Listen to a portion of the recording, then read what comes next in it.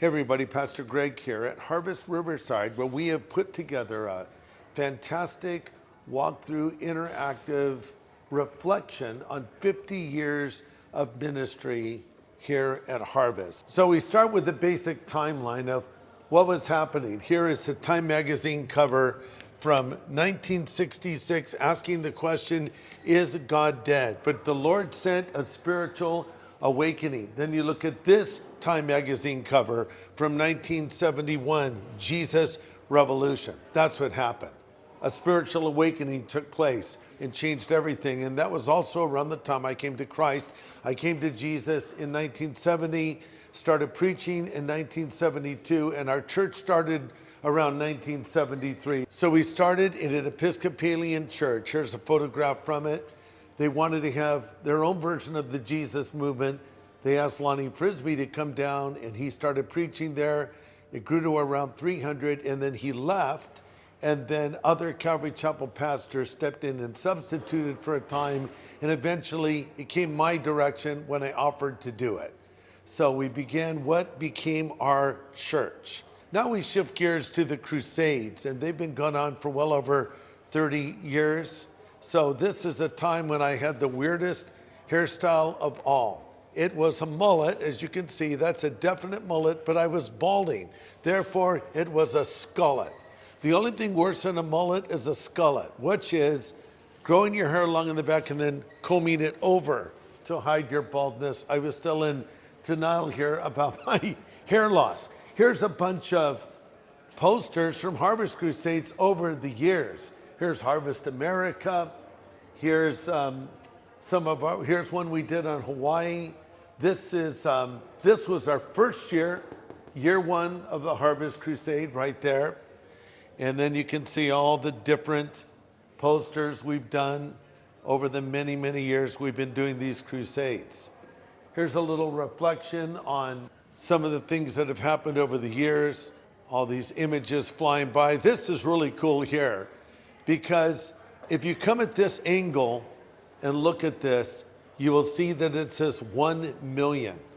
Why does it say 1 million? Because every one of these are names of people that have come to Christ through the years of our ministry. 1 million people have made a profession of faith since we began. So this is basically the facade of a trailer representing my childhood. So come in here.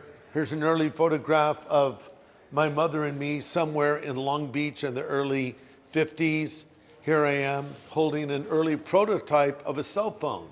Many people don't know that I invented it, but I lost it, and then it was later rediscovered. Not really, I don't know what I was holding. I was wearing jeans, and so you can see that I'm still wearing jeans. Here I am with jeans and my gut hanging out. Not much has changed there. So this is sort of a picture of my childhood.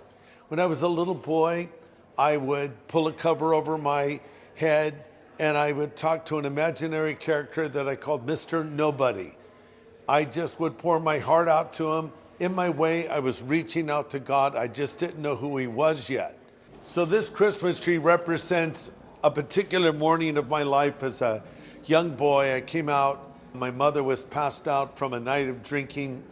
The house smelled of stale smoke and alcohol. And I remember as a young boy looking at this tree and thinking, it's got to get better than this. And of course, it got a lot better. So I had this poster on my wall because I was looking for something to believe in, a philosophy. Go placidly amid the noise and the haste and remember what peace there may be in silence.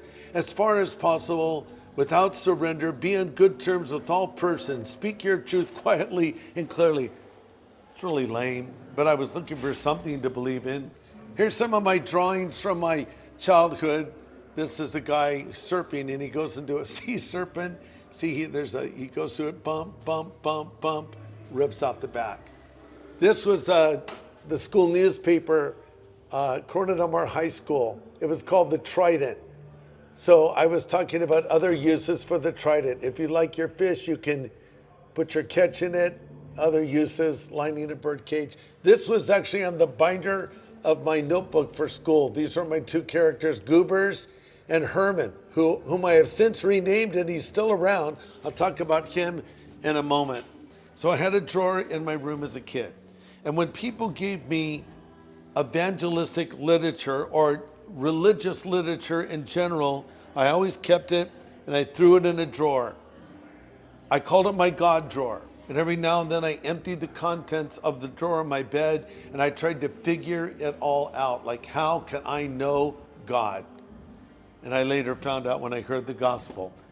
And my life changed when I met this young lady, Kathy Martin. Look at that groovy 60s dress she's wearing. It's coming around the corner now. And this is just a collection of cartoons that I've drawn over the years. Some of these I drew before I was a Christian. Some of them I drew after I was a Christian. These are some of my drawings, my surf drawings, but then here's a character called Willie from a cartoon booklet I did called Big City Blues. And that's another scene from Big City Blues. Just a lot of stuff, but it all started with this little evangelistic booklet called The Living Water Track, based on a sermon that I heard from Pastor Chuck Smith. So here's my family. Here's Kathy with two of our granddaughters, Stella and Lucy. Here I am sitting down talking to a bunch of kids. There's my daughter-in-law, Brittany. Here's my son, Jonathan. Here we are baptizing little Christopher, who was baptized not too long ago. And this is my granddaughter, Riley. And so then we come around here. This is our new foray into animation. We are presently taking this character, who I mentioned earlier, this yellow dog I called Herman. We have since changed his name to the very imaginative Yellow Dog.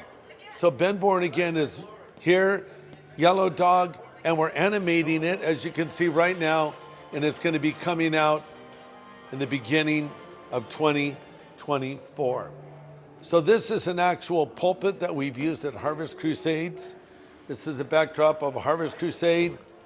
Here we are. You can stand behind the pulpit and get a photograph if you like.